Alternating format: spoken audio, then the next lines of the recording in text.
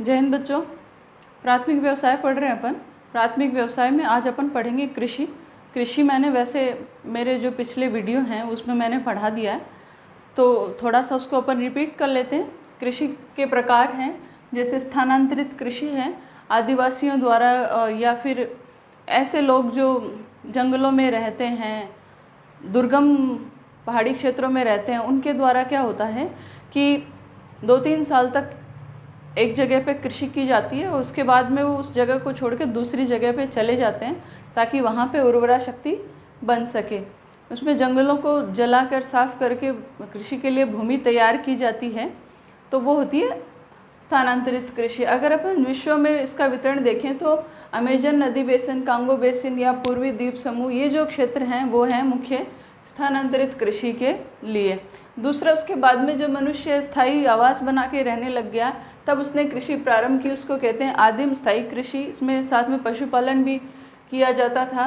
और इसके जो अपन क्षेत्र देखें तो वो हैं उत्तरी पूर्वी भारत, मलेशिया, इंडोनेशिया, मध्य इंडीज़ देश। देखो बच्चों, ये जो कृषि के प्रकार है पर पहले पढ़ चुके हैं आप, मेरे पिछले वीडियो देखिए, उसमें विस्तार से सारी चीज़ें समझाई हुई हैं। और उसके आगे अपन देखें तो जीवन निर्वहन कृषि। जीवन निर्वहन कृषि में क्या होता था कि जैसे आदिम स्थायी कृषि है तो उसमें एक तरीके से कृषि की जाती थी, जुताई की जाती थी, सिंचाई की जाती थी। परंतु जीवन निर्वहन कृषि में मुख्यतः खाद्यान्न फसलों का उत्पादन किया जाने लगा। खेत बड़े थे, खेतों में अच्छी तरह से सिंचाई करके मुख्य खाद्यान्न फसलें उगाई जाने लगी। उन्हीं खाद्यान्न फसलों के आधार पर जीवन निर्वहन कृषि को 2 भागों में बांटा गया। चावल प्रधान, यानी ऐसे क्षेत्र जहाँ पे चावल की जो फसल है मुख्यतः से पैदा की जाती थी, और गेहूँ प्रधान, जहाँ पे गेहूँ मुख्यतः से पैदा किया जाता था। तो अगर विश्व में अपन वितरण देखें तो चावल प्रधान जीवन निर्वहन जो कृषि है वो होती है Bharat, Bangladesh, Myanmar, Indonesia, Cambodia, Thailand आदि। और गेहूँ प्रधान जो क्षेत्र हैं वो है उत्तरी और मध्य और पश्चिमी भारत, उत्तरी चीन और पाकिस्तान, कोरिया आदि, यानी मानसून एशिया के जो क्षेत्र हैं वहाँ पे मुख्यतः जीवन निर्वहन कृषि की जाती है। यदि पैदावार ज़्यादा होती है तो उसको कच्चे माल के जो उद्योग हैं वहाँ पे कच्चे माल के तौर पर उसको इस्तेमाल किया जाता है। उसके बाद में विस्तृत वाणिज्यिक अनाज कृषि, यानी अनाज इतनी अधिक संख्या में पैदा किया जाता है जहाँ पे उसका व्यापार हो सके। तो व्यावसायिक दृष्टि से जो कृषि की जाती है उसको विस्तृत वाणिज्यिक अनाज कृषि। इसमें खेत हैं वो बड़े होते हैं। तो इसमें क्या होता है, मुख्य जो क्षेत्र अपन विश्व में देखें तो शीतोष्ण कटिबंधीय घास के जो मैदान हैं वहाँ पे कृषि मुख्यतः से की जाती है। जैसे अर्जेंटीना के पंपाज हैं, ऑस्ट्रेलिया के डाउन्स हैं, उत्तरी अमेरिका के प्रेरीज हैं, स्टेपीज है यूरेशिया के। तो इन क्षेत्रों में क्या होती है, विस्तृत वाणिज्यिक अनाज कृषि। उसके बाद में मिश्रित कृषि, जिसमें पशुपालन और कृषि दोनों साथ साथ किए जाते हैं। तो ये जो भाग हैं वो है उत्तरी अमेरिका के पूर्वी भाग, उत्तर पश्चिमी यूरोप और यूरेशिया के कुछ भाग, जहाँ पे कृषि का भी व्यापार होता है, साथ ही पशु उत्पादों का भी व्यापार किया जाता है। दुग्ध कृषि आगे आया। दुग्ध कृषि में क्या होता है, दुधारू पशुओं का एक बहुत बड़े पैमाने पर पशु पालन किया जाता है और उनसे जो दुग्ध प्राप्त होता है उस दुग्ध दोहन और उसको परिष्कृत करके उसका व्यापार करना या डेयरी उद्योग में इस्तेमाल करना। तो ये बहुत बड़े पैमाने पे जो कृषि होती है दुग्ध, उसको कहते हैं दुग्ध कृषि, जिसमें दुधारू पशुओं का इस्तेमाल किया जाता है। अगर अपन इसके मुख्य क्षेत्र देखें तो न्यूजीलैंड, ऑस्ट्रेलिया, हॉलैंड, डेनमार्क और यूएसए आदि ऐसे क्षेत्र हैं जिन्होंने दुग्ध कृषि में अपनी खास पहचान बनाई हुई है।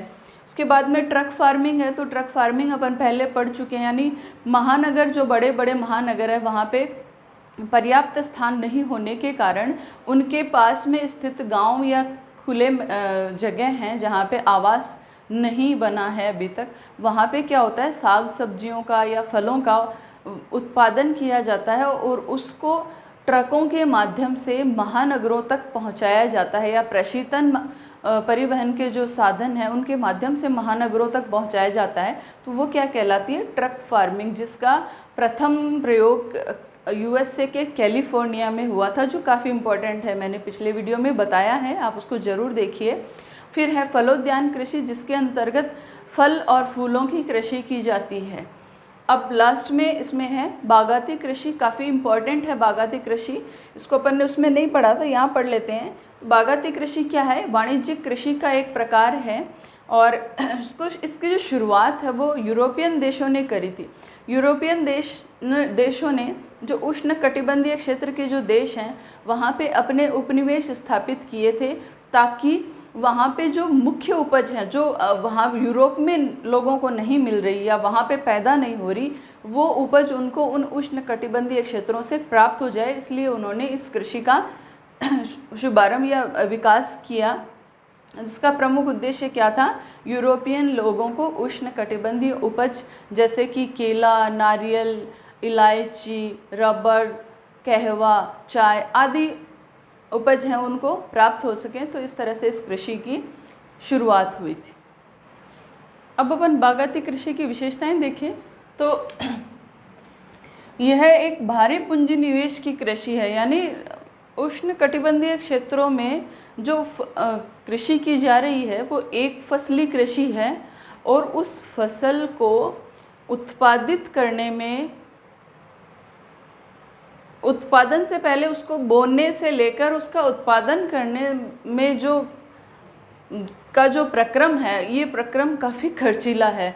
बहुत अधिक श्रमिकों की आवश्यकता होती है, आधुनिक तकनीकी का प्रयोग किया जाता है, वैज्ञानिक विधियों का प्रयोग किया जाता है, उर्वरकों, कीटनाशकों आदि सब का प्रयोग किया जाता है। तो ये बहुत ही खर्चीली विधि है और कई स्थान ऐसे हैं जहाँ पे कृषि करना संभव नहीं है, वहाँ पे कृषि की जाती है। जैसे चाय है, तो चाय की जो कृषि है वो पहाड़ियों में जो सीढ़ीदार खेत बना के फिर कृषि की जाती है, तो काफ़ी खर्चीली कृषि है ये, इसके लिए उच्च प्रबंधन की आवश्यकता होती है। दूसरा, इसमें ये जो कृषि है वो तकनीकी आधारित है और वैज्ञानिक विधियों का प्रयोग किया जाता है। इसमें बहुत बड़ी संख्या में श्रमिकों की आवश्यकता होती है, एक फसली कृषि है और उद्योगों को इससे कच्चे माल की प्राप्ति होती है। जैसे चीनी उद्योग है, उसमें गन्ना है वो कच्चे माल के रूप में प्रयुक्त होता है, चाय उद्योग है। तो इस तरह से उद्योगों में कच्चे माल की प्राप्ति होती है। अगर अपन इसकी प्रमुख फसलें देखें, बागाती कृषि के अंतर्गत कौन कौन सी फसलें आती हैं, तो ये छोटा क्वेश्चन भी आ सकता है कि बागाती कृषि की 4 फसलें या 2 फसलों के नाम बताइए। तो इसमें प्रमुख फसलें इलायची, रबर, गन्ना, चाय, कहवा, नारियल, केला, काली मिर्च आदि। अगर अपन इसमें क्षेत्र देखें, जैसे चाय है वो सर्वाधिक कहाँ होती है, तो भारत और श्रीलंका में। भारत में चाय उत्पादन काफ़ी होता है, परंतु निर्यात के मामले में श्रीलंका प्रथम स्थान पे है। मलेशिया में रबर अधिक होता है, पश्चिमी द्वीप समूह में गन्ना और केला होता है, अफ्रीका में कॉफ़ी और कोको है वो खूब होता है, फिलीपींस में नारियल और गन्ना।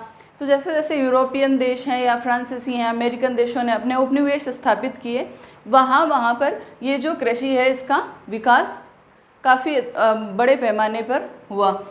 अब इसमें एक इम्पॉर्टेंट चीज़ है कि ब्राज़ील में कहवा के जो बागान हैं उनको फेजेंडा कहा जाता है। कई बार क्वेश्चन पूछा जाता है कि फेजेंडा किसे कहते हैं या फिर ब्राज़ील में कहवा के बागानों को क्या कहते हैं, तो ये आंसर हो जाएगा फेजेंडा, काफ़ी इम्पॉर्टेंट है। आगे अपन अगला जो प्राथमिक व्यवसाय है वो अपना है खनन। लास्ट टॉपिक आपकी किताब का, इस चैप्टर का। तो खनन क्या है? खनिजों को भूगर्भ से निकालना, खनिजों को भूगर्भ से निकालना, प्राप्त करना क्या कहलाता है? खनन कहलाता है। और जिन स्थानों से खनिज निकाले जाते हैं, जिन स्थानों से खनिज निकाले जाते हैं उनको खान कहते हैं। अब इसकी विशेषताएं अगर अपन देखें तो खनिजों का विश्व वितरण है जो है वो असमान है। ये नहीं कि विश्व में सभी जगहों पे समान रूप से और एक जैसे खनिज पाए जाते हैं, सभी स्थानों पर खनिज हैं वो अलग अलग पाए जाते हैं, प्लस उनकी मात्रा सब जगह अलग अलग होती है, तो इनका वितरण जो है वो बहुत ही असमान है। खनिज जो है वो प्राकृतिक, रासायनिक प्रकृति के होते हैं, ये जो इनकी प्रकृति पे डिपेंड करता है, और ये तत्व रूप में और यौगिक रूप में दोनों में पाए जाते हैं।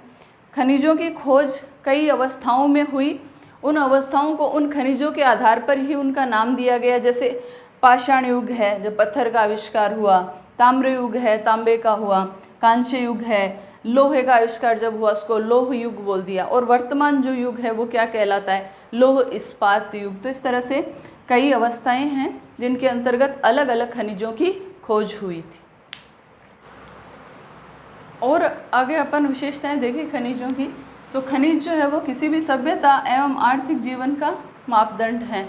खनिज बताते हैं कि किस समय कौन सी सभ्यता विकसित हुई थी, या किसी देश का आर्थिक जीवन है या अर्थव्यवस्था है वो कितनी उन्नत है, कितनी विकसित है। उद्योग और व्यापार जगत की धुरी हैं खनिज। खनिजों के बिना उद्योग नहीं चल सकते, उनका व्यापार नहीं हो सकता। तो उद्योग जगत और व्यापार जगत है वो खनिजों के इर्द गिर्द घूमता रहता है। कोयला और पेट्रोलियम शक्ति के साधन हैं, साथ ही अधिकांश खनिज निश्चित और अनव्यकरणीय है। ज़्यादातर खनिज अनव्यकरणीय, यानी एक बार अगर कोई खनिज खत्म हो गया तो उसको वापस लाना बहुत मुश्किल है, मिलेगा ही नहीं, निश्चित है उनकी संख्या। अब खनिजों का वर्गीकरण ये भी इम्पॉर्टेंट है काफ़ी। खनिज जो है वो 3 तरीके के हैं, धात्विक, अधात्विक और ईंधन खनिज। 3 प्रकार के खनिज हैं, धात्विक, अधात्विक और ईंधन खनिज। फिर धात्विक खनिज फिर से 2 प्रकार का है, लोह और अलोह।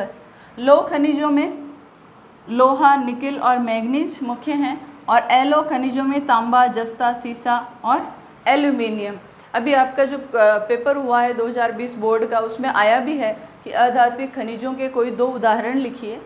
तो अधात्विक खनिज अपन देखें तो इमारती खनिज जो है उनमें है चूना पत्थर, बलुआ पत्थर, संगमरमर और ग्रेनाइट। रासायनिक खनिज अपन देखें तो नमक, अभ्रक और जिप्सम।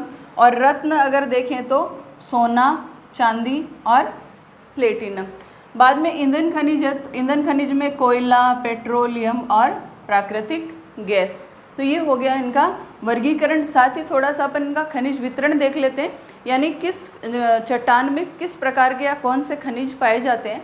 तो आग्नेय चट्टान जो हैं उनमें सोना, चांदी, तांबा, जस्ता, सीसा, मैग्नीज, अभ्रक और गंधक खनिज पाया जाता है। इसी तरह से कायांतरित जो चट्टानें हैं उनमें ग्रेफाइट, हीरा और संगमरमर प्रमुखता से पाया जाता है। और लास्ट में अवसादी या परतदार जो चट्टानें हैं उनमें कोयला, पेट्रोलियम, प्राकृतिक गैस, रॉक फास्फेट, पोटाश और नमक पाया जाता है। तो इस तरह से अपना ये टॉपिक खनन का और चैप्टर प्राथमिक व्यवसाय है वो कंप्लीट हो गया है। आप पूरा वीडियो देखिए और कमेंट ज़रूर कीजिए।